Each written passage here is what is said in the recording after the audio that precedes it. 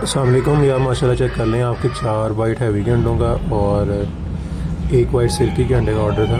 ठीक है, ये आपके 4 वाइट हैवी के अंडे आ गए हैं। ये आपका पार्सल पैक हो रहा है। इंशाल्लाह थोड़ी देर में जो है ना आपको कार को दिया जाएगा।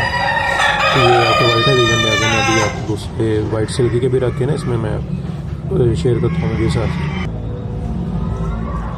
अच्छा भैया, ये चेक करें, उसके ऊपर एक और बूढ़े की लेयर लगा के ना एक अंडा आपका वाइट सिल्की का आ गया। ठीक है, साथ इसके अलावा एक अंडा हमारी तरफ से आपको जो है वो ब्लैक पॉलिश का गिफ्ट है। ठीक है, और एक अंडा वाइट सिल्की का जो है ना हमारी तरफ से गिफ्ट है। ठीक है, ये आपके 2 अंडे हमारी तरफ से गिफ्ट जा रहे हैं।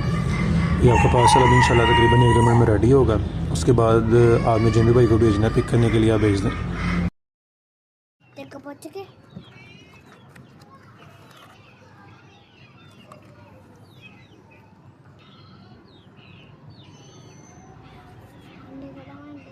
मैंने पहचान ले